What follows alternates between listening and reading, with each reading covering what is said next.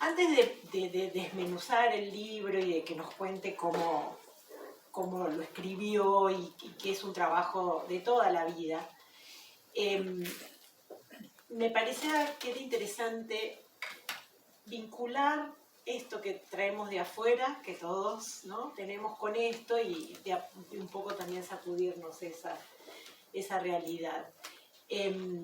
Lo interesante del planteo de lo simbólico que hace Ana María es que ella entiende el símbolo como algo que abre sentidos, que abre significados, que abre comunicación, que abre posibilidades de sanación.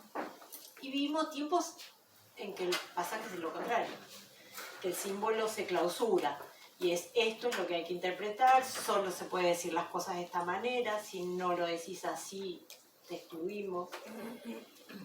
¿Qué dice ahora? ¿Cómo se dice? Que te cancelan. Te cancelan. ¿Qué aprendizaje podemos encontrar en ese sentido? ¿Por qué ese planteo de que el símbolo es algo que abre? Bueno, ante todo quiero agradecer a todos ustedes, porque sin ustedes no habría milagro, como decía la canción de Joan Manuel Serrat, ¿no?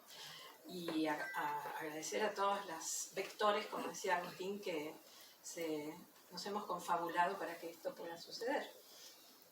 Columbia, que nos aloja, a todo la buena onda de todas las personas de Columbia que han puesto lo mejor para que todo funcione, más allá de algunos, como siempre, cuestiones técnicas que a mí hoy particularmente me pusieron muy nerviosa.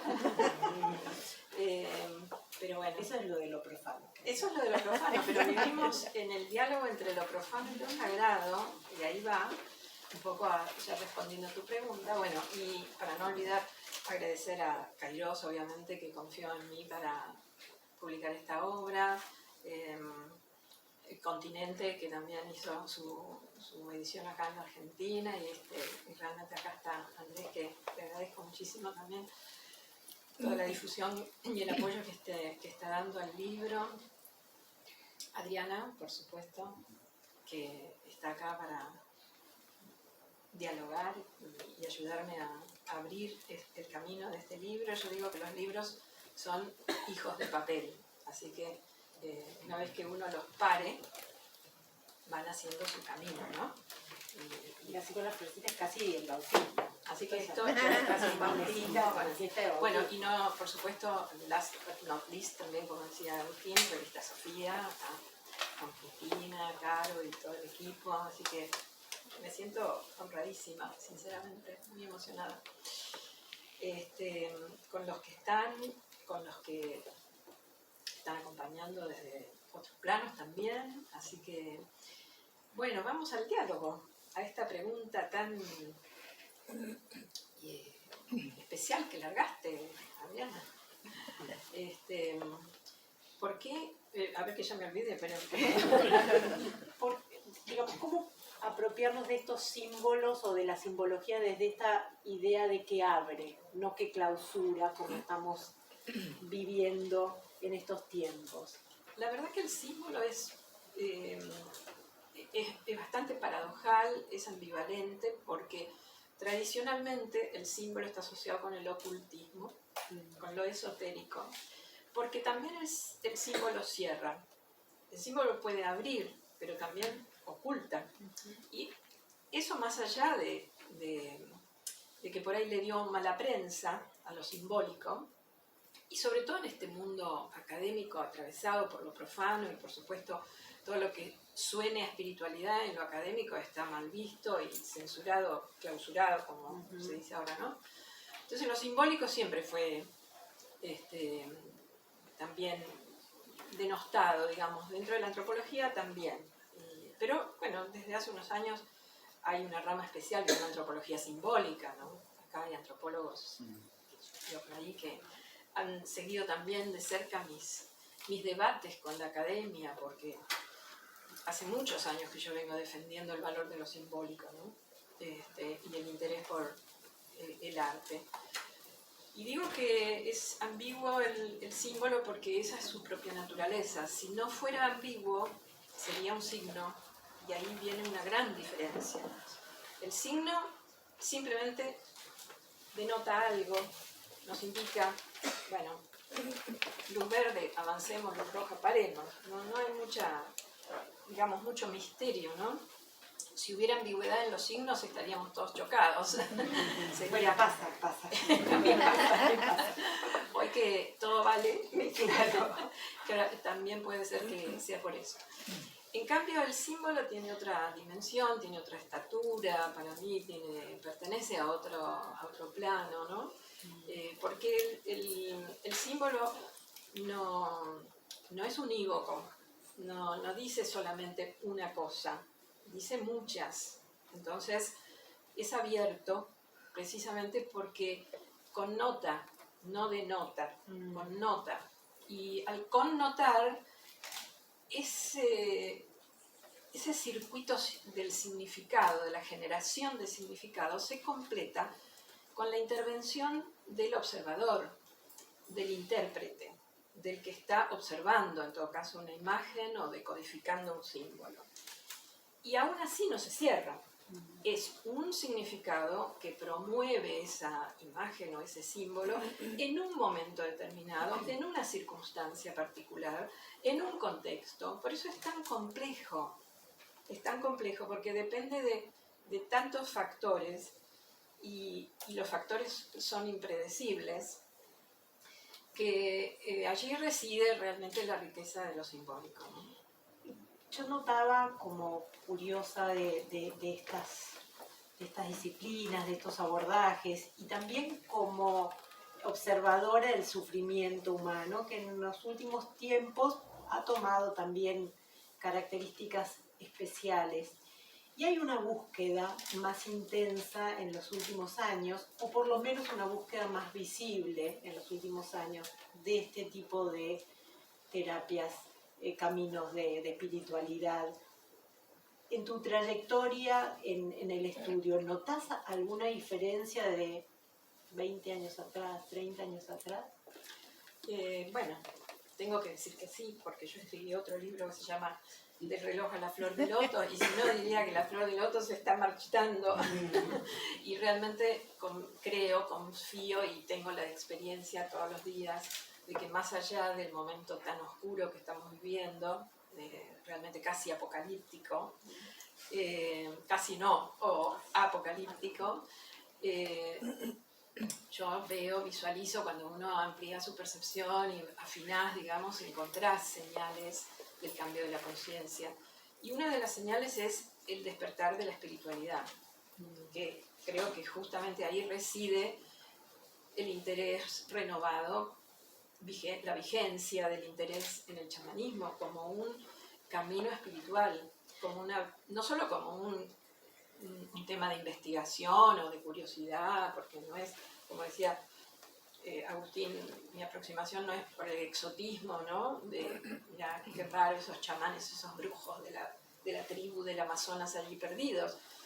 Creo que lo interesante es hacer un puente y traerlo a lo contemporáneo, traerlo a lo occidental, al sufrimiento, a ver qué nos puede todavía decir.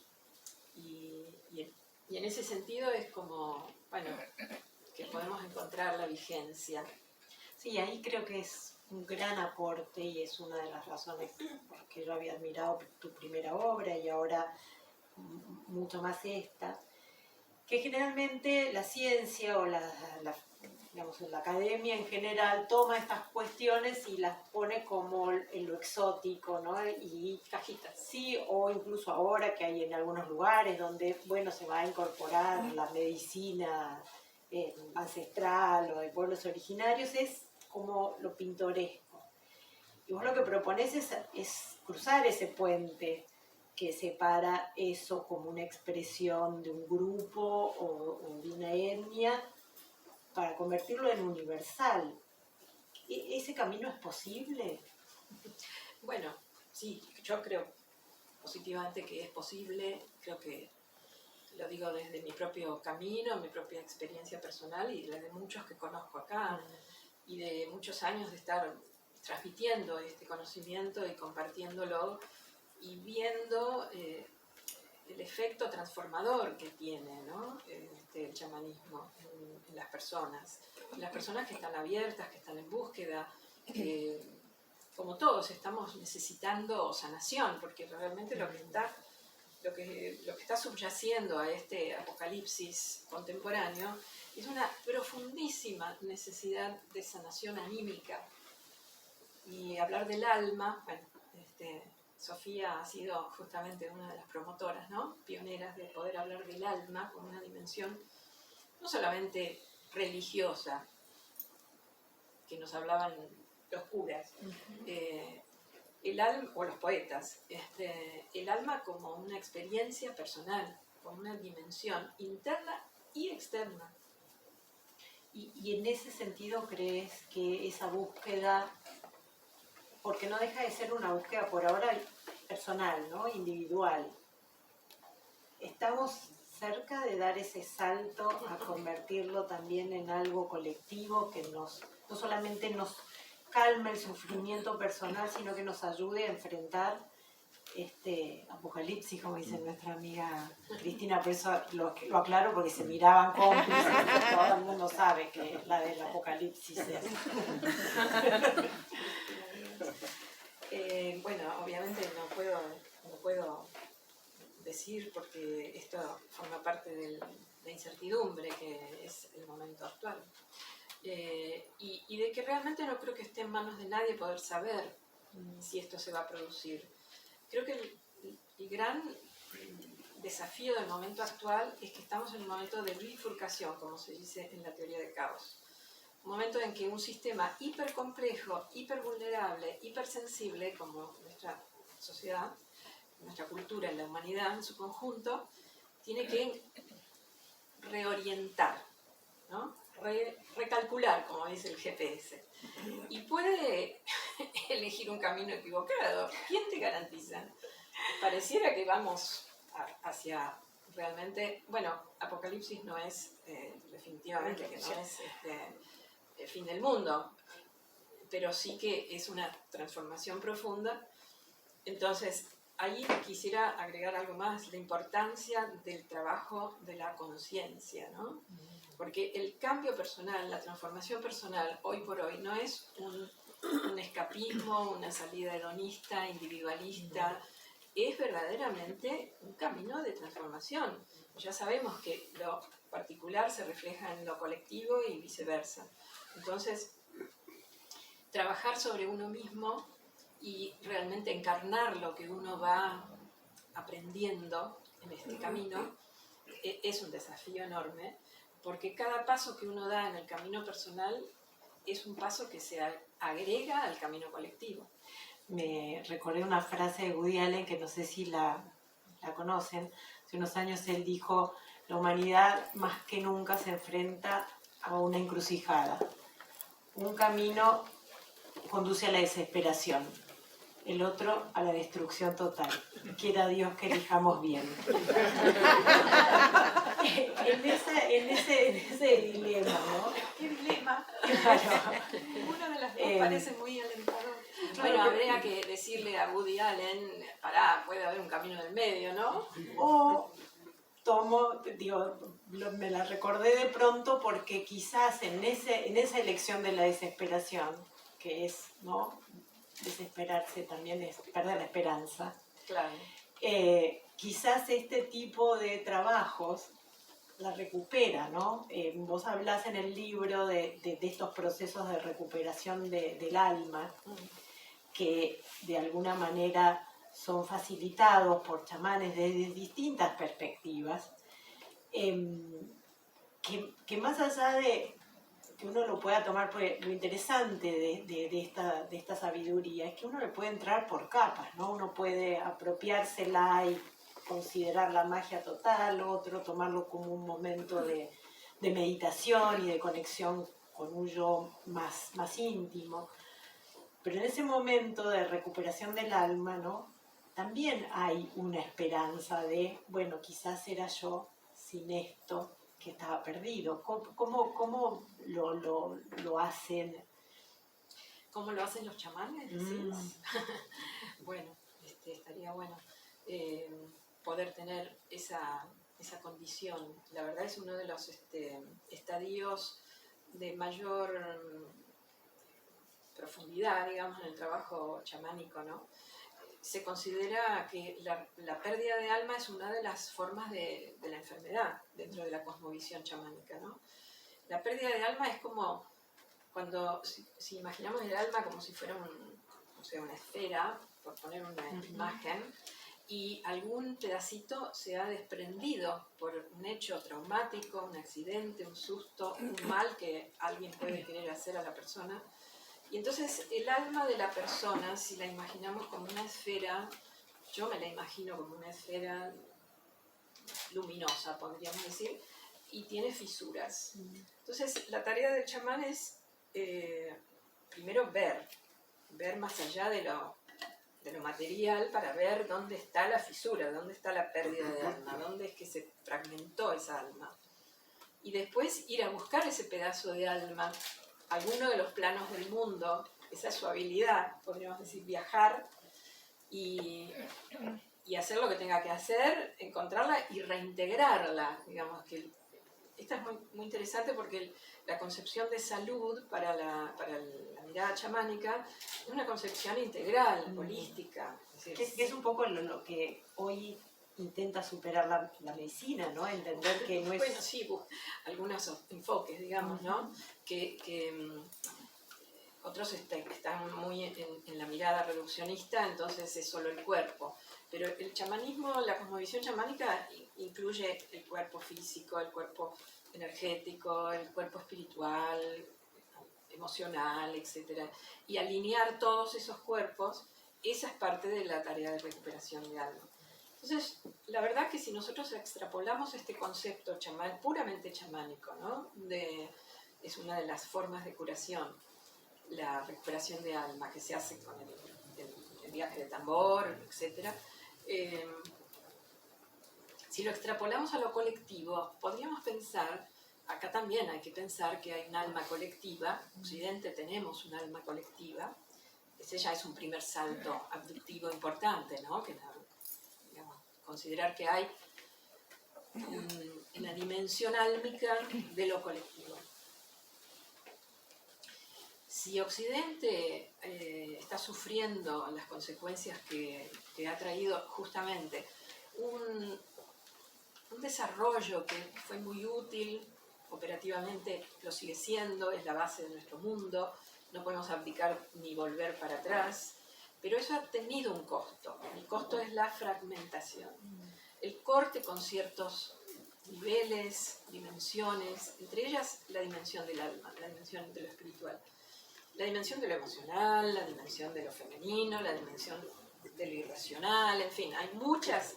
La verdad que Occidente ha sido como una luz iluminando la racionalidad y la realidad inmediata, material. Todo lo demás fue quedando en la sombra. Entonces, hoy estamos sufriendo ese desequilibrio de exceso de hiperracionalismo, hipermaterialismo, hiperconsumismo, bueno, todas las derivaciones de eso, pero también estamos sufriendo el estrés de la sombra, del reclamo de lo que está en sombra, por volver a reintegrarse. Porque hay algo, bueno, yo siempre me remito también a las visiones, a las nuevas visiones post-cuánticas y los nuevos paradigmas. Y David Bohm, uno de los físicos cuánticos más relevantes y que tuvo también una apertura hacia lo místico, hacia el diálogo con Krishnamurti, muy importante, introdujo el concepto del holomovimiento, de que el universo está en permanente movimiento hacia la totalidad, el holos. En ese movimiento hacia la totalidad y búsqueda de integración de lo que fue relegado. Y esto es parte de la recuperación de alma que Occidente necesita. Y como además esta fragmentación trasciende los límites geográfico-históricos de lo que es Occidente. Hoy Occidente es un estado de conciencia que atraviesa todo el planeta, atraviesa Oriente, los pueblos originarios, todos estamos atravesados por este estado de conciencia. Entonces todos necesitamos sanación. Ahora, también es interesante que este es el año en que el Premio Nobel de Física lo reciben los investigadores de las partículas subatómicas, Selinger, Beck, Clauser. ¿Tendrá algo que ver? ¿Tendrá algo que ver? ¿Será casualidad? ¿Será casualidad? Bueno, si ¿Será una partícula vos me preguntabas, subatómica de...? alguna partícula extraña subatómica se liberó y empezó a correr por los pasillos del Nobel Foundation. Para mí eso es una señal también del cambio de paradigmas, claramente, ¿no? Pensar que Einstein produjo la teoría de la relatividad a comienzos del siglo XX, 1900, 1905, 1910, la cuántica en 1930. A ver, ya vamos para un siglo de que esto fuera enunciado en términos científicos, académicos, y todavía estamos como buscando cómo elaborar las consecuencias prácticas por ahí no tanto porque lo tenemos totalmente inserto, aunque no somos conscientes de eso en la tecnología, pero las consecuencias filosóficas, diría yo, de esto. Entre otras cosas, Alan Aspect fue uno de los que permitió... ¿Es posible que unió? Ahí está hablando Alan. Sí, se corporizó. Alan Aspect fue el que permitió corroborar empíricamente el famoso experimento de Einstein-Podolsky-Rosen, que por el momento había sido solo un experimento mental, una cosa, digamos, eso existe en la ciencia, se extraen consecuencias, pero es todo. Y Aspect fue el que desarrolló una tecnología que permitió corroborar esto de que las partículas que han estado de alguna manera en relación, aunque estén a millones de distancia, reaccionan y están como conectadas de alguna forma.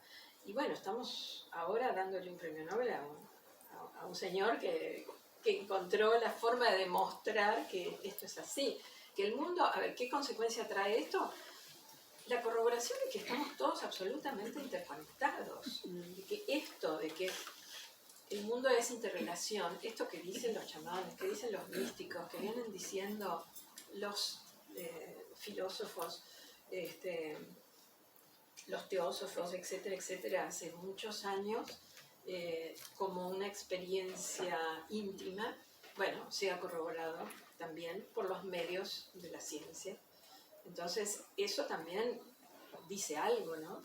Sí, de hecho yo pensaba que incluso la pandemia fue una metáfora de esa interconexión, ¿no? Nadie suponía que íbamos a padecer lo mismo al mismo tiempo, que un supuesto contagio a miles de kilómetros tenía impacto. Que no iba a llegar. No iba a llegar. Llegó en 2 minutos. Llegó en 2 minutos.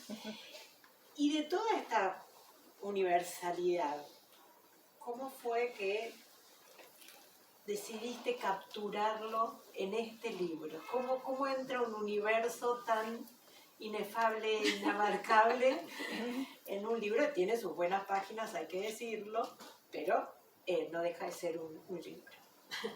Bueno, primero capturarlo es una palabra que me hace ruido, perdón, ¿no?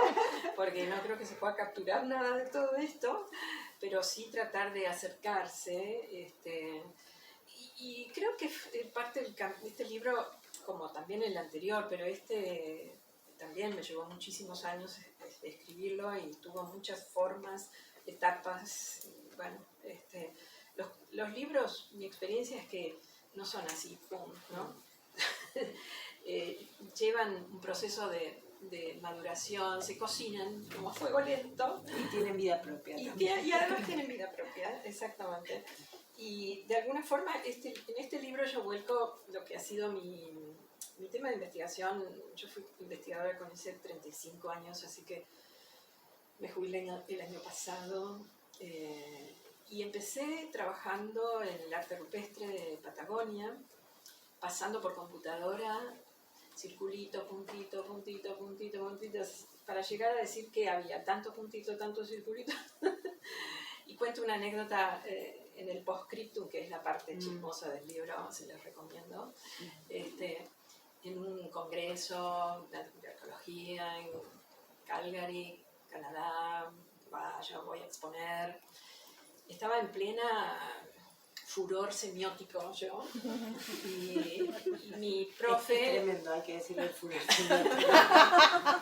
Sí, he conocido gente tomada. Entonces, había escrito casi un paper entero para justificar por qué había que dejar de lado el significado y concentrarse en el significante.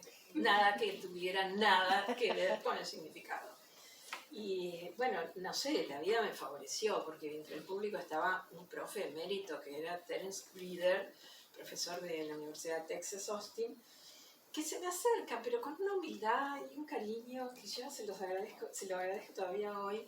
Dice, muy interesante lo suyo, muy lindo, pero ¿por qué deja de lado el significado? ¿Qué es lo más interesante? Y yo no supe qué responderle, quedé azorada. Tiene razón, profe, tiene razón. Y a partir de, la verdad que fue un gran camino, porque, a ver, a mí me interesó esto desde el principio. Pensaba que yo hice mi tesis sobre el arte esquimal en la Universidad de Buenos Aires en el 78, cuando había de todo afuera en la calle Independencia, ¿no? Y yo estaba contando las colas de ballenas y la verdad que al principio necesitaba legitimarme dentro del CONICET, la academia, qué sé yo. Entonces computadora, semiótica, ¿no? Todo esto fue un largo camino hasta que me fui como permitiendo y de a poco, por supuesto, ir abriendo. Después, en determinado momento, bueno, también paralelamente, en cierto momento yo dejé la docencia universitaria por abrir la Fundación Desde América, que fue 20 años, junto con Carlos Martínez Arazola, y que siempre, bueno, me acompaña. Y allí incursionamos claramente por el chamanismo, y por el chamanismo práctico. Nada por, digamos, todo esto nos llevó a probar mucho con el tema de las plantas, con chamanes, con viajes a Perú, etcétera, etcétera. Y eso implicó para mí un proceso de transformación personal bastante power, realmente, perdón por la expresión, pero fue así. Y no me gustó ese camino, la verdad fue muy fuerte para mí, fue muy fuerte. Por suerte alguien en mi camino me puso un tambor y entonces yo dejé las plantas, dije, lo mío es el tambor. Y la espiritualidad y la búsqueda, por supuesto, en paralelo, la búsqueda del significado. Resultados. Perdón, ahora me volvió a hablar. Tenemos una espía. La internet cuántica es así. Es así, bueno, así. Bueno, y entonces les contaba el interés por los lenguajes simbólicos. Desde siempre sentí que el arte rupestre, todo esto que yo venía estudiando, mirando,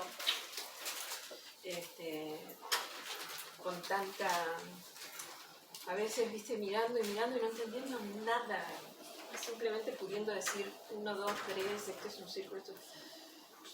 Hasta que en determinado momento se produce una apertura, ¿no? Es como que se fuerza algo también, se abre algo, pero tiene que estar abonado por una búsqueda, sin ninguna duda, ¿no? Y no es quizás eso el aprendizaje, porque ¿qué pasa desde la academia, ¿no? Desde los CONICETes?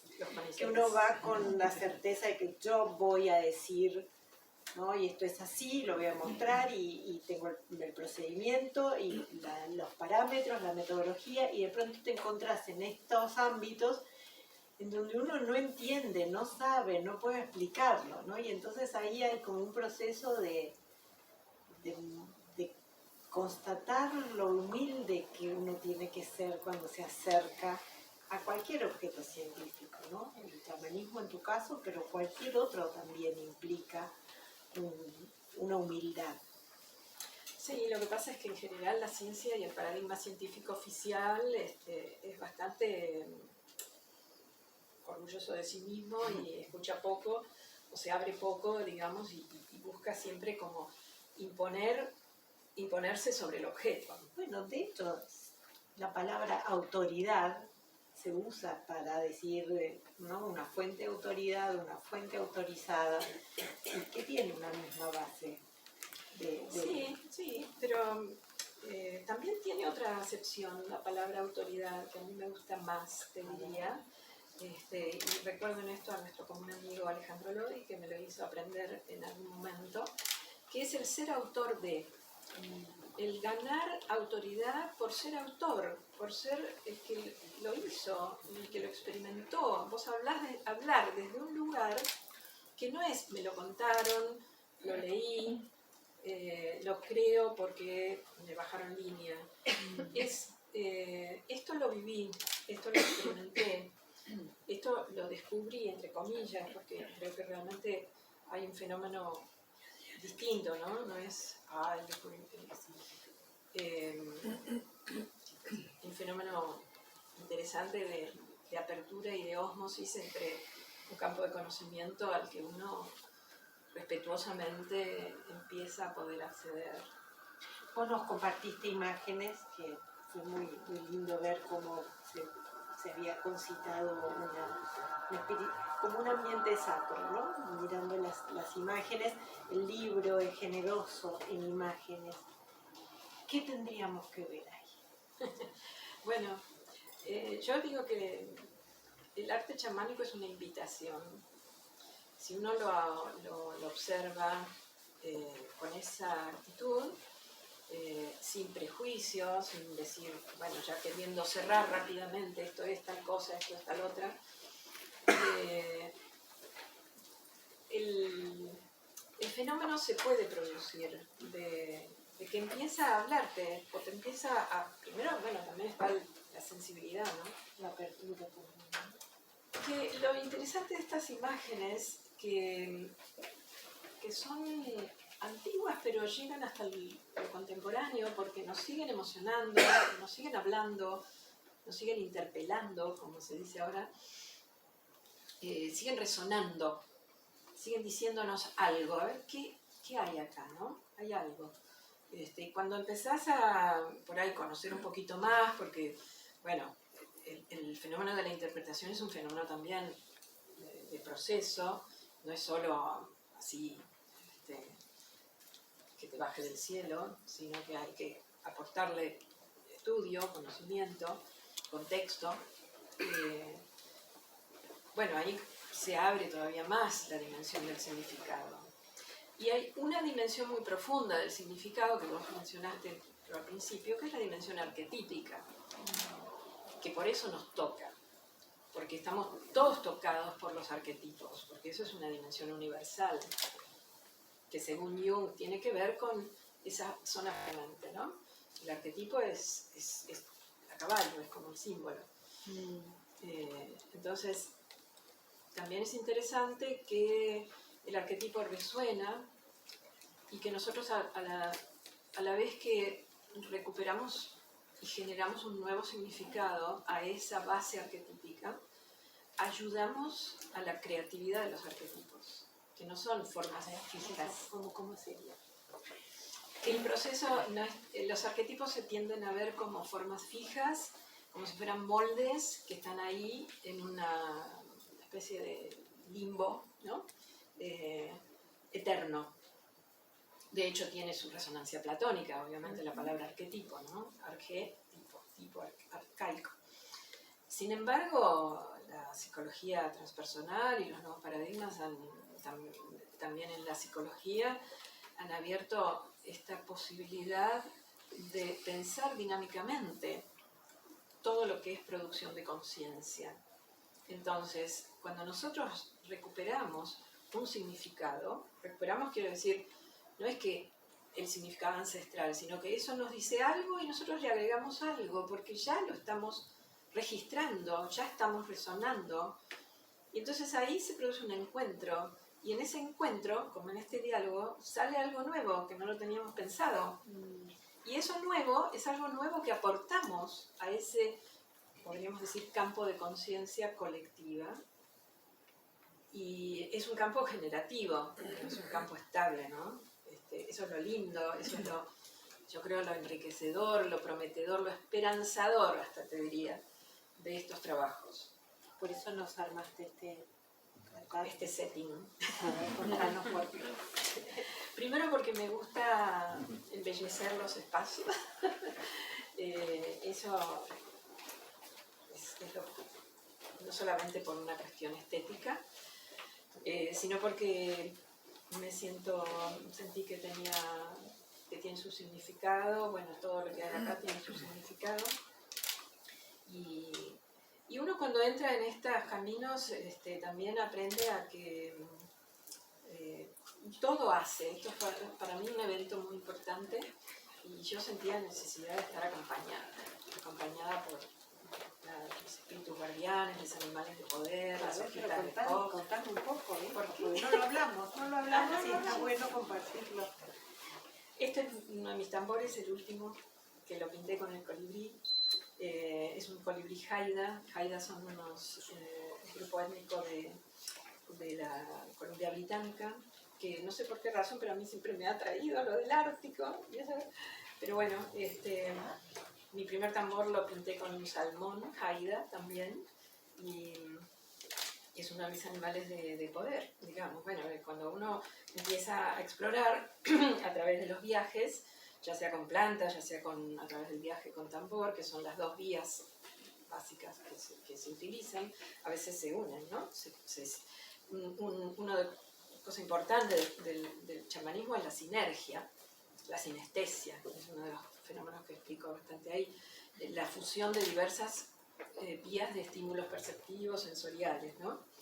Entonces, se pueden utilizar las dos cosas, pero generalmente hay tradiciones que se han centrado más en el uso de plantas sagradas, psicoactivas, mal llamadas alucinógenas, visionarias, que generan estados ampliados de conciencia y sobre todo estados visionarios porque producen visiones. Otra cosa interesante es rescatar, digamos, el estatuto de las visiones y de la imaginación simbólica como una herramienta muy legítima de generación de conocimiento, de acceso a planos de conciencia que están de otra manera más inhabilitados, y que las visiones, bueno, para las comunidades indígenas claramente desde un sueño hasta una visión obtenida desde cualquiera de las técnicas que se utilizan, son reales, son tan reales como o más reales que lo que nosotros podemos ver en la realidad ordinaria. Y no solamente son reales, sino que son significativas, tienen una importancia, sobre todo si las sueña alguien, digamos, que es una persona de conocimiento, ¿no? Entonces, nada, este es mi tambor porque lo llevo siempre y eso es lo que me compré chiquito para poder llevar de viaje, básicamente. Y eso es una cosa preciosa que traje de México. Es como un esquema del cosmos, de los 4 puntos cardinales del centro del mundo. Es un mandala después de todo, ¿no? Y que se pone en la ceremonia se usa como protección. Y si tuvieras que contar el libro como esto, ¿no? Es decir, vos esto lo hiciste para que nos sintamos bien, para que tengamos un ambiente acorde con lo que íbamos a charlar. ¿Qué esperás que pase con este libro?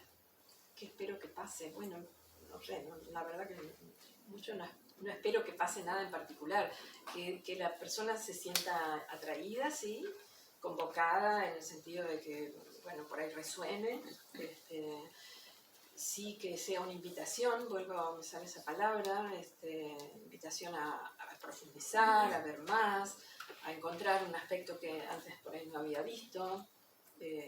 Parte de mi trabajo con el arte rupestre, y esto también me lleva a una anécdota muy graciosa, que hace muchos años yo hacía trabajo de campo con Pepe Pérez, José Pérez, que ya también partió, Pérez Goyán, y claro, el ir al campo y el estar relevando las pinturas o los grabados es toda una experiencia también, ¿eh?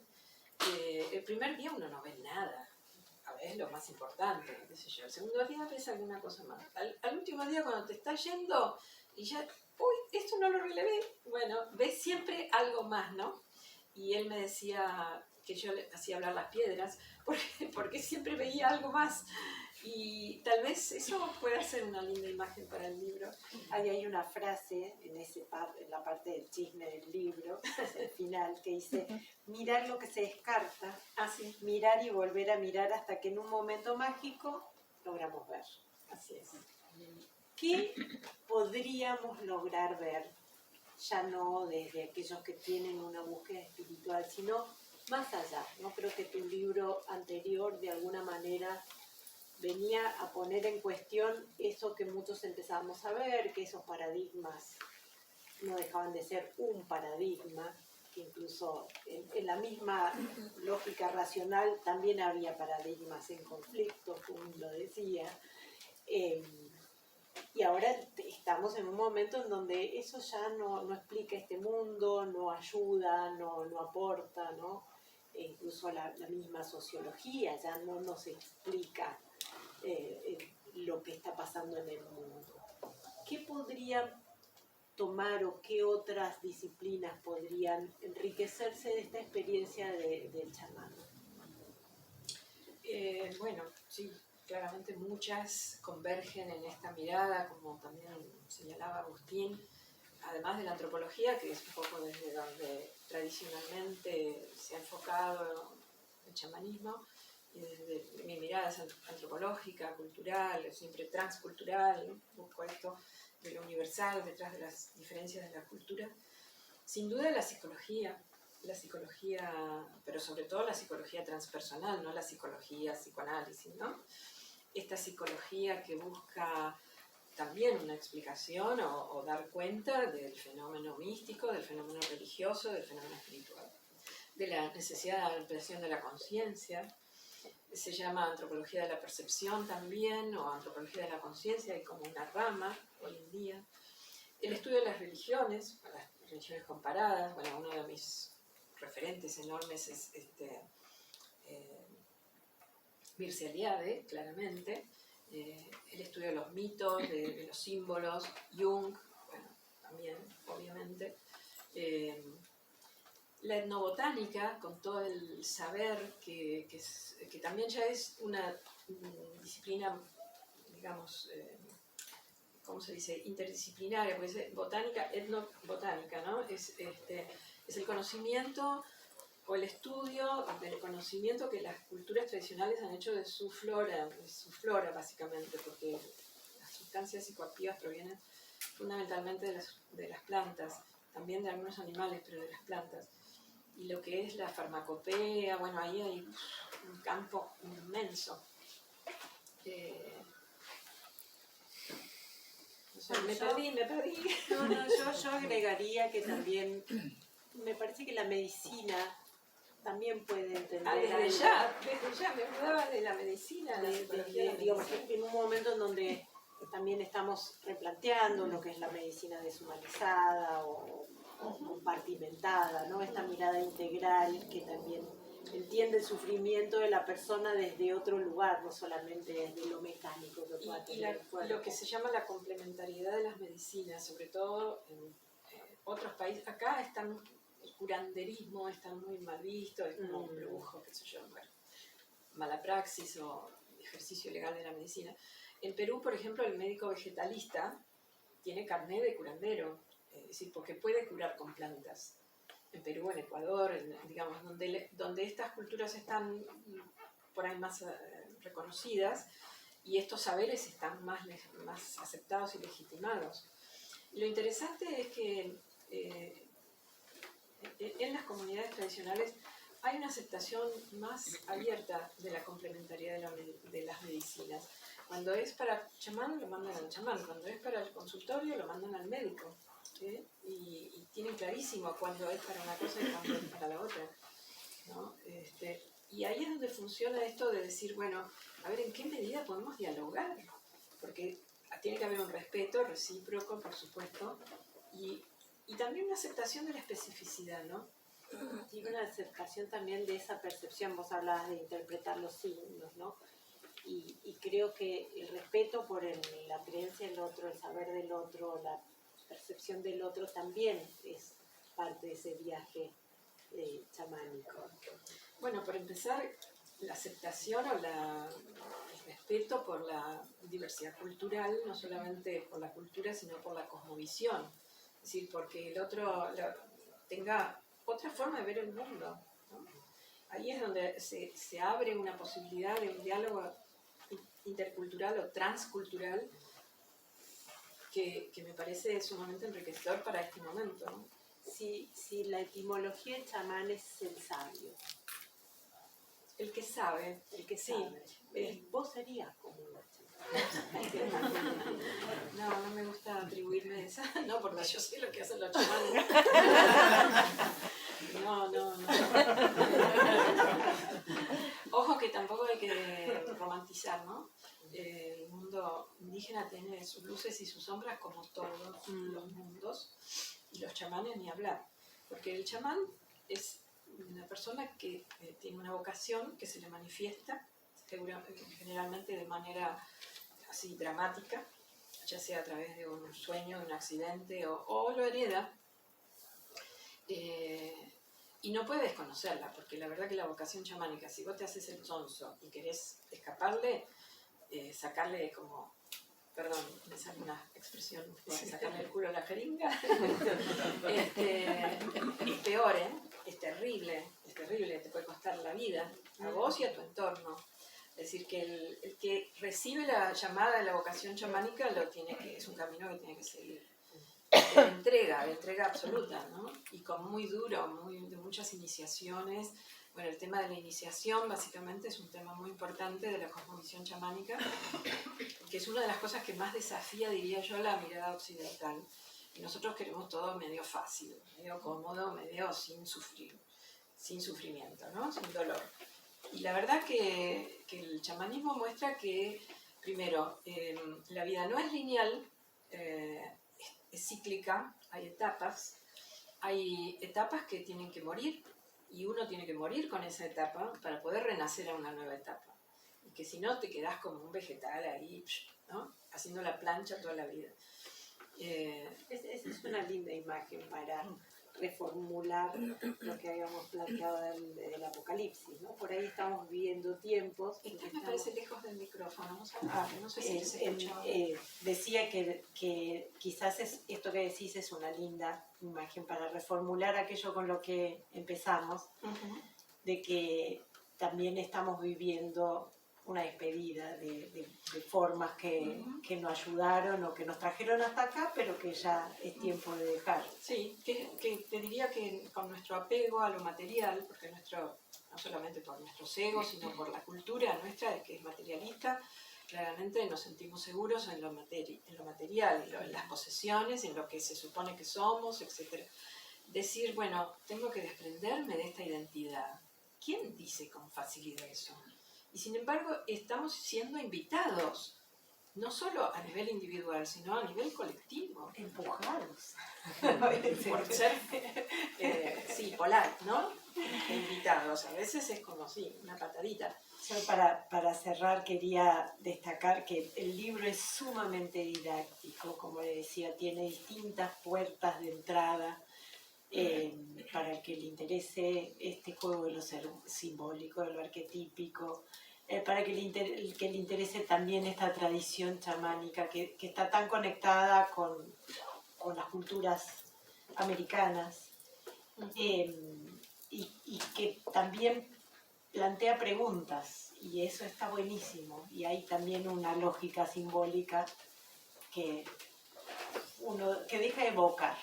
Bueno, y prometo y reformulo también lo que dije de capturar o recuperar, que era lo que había dicho. Bueno, les pido un aplauso inmenso para el...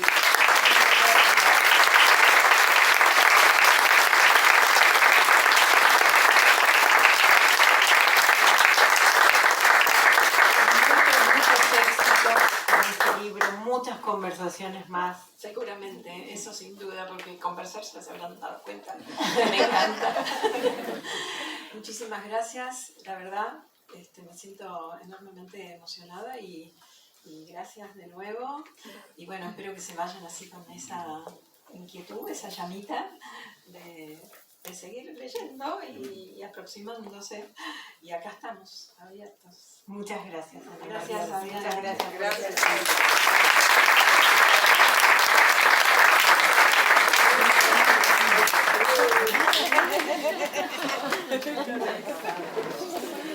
Una mentira para darte el abrazo.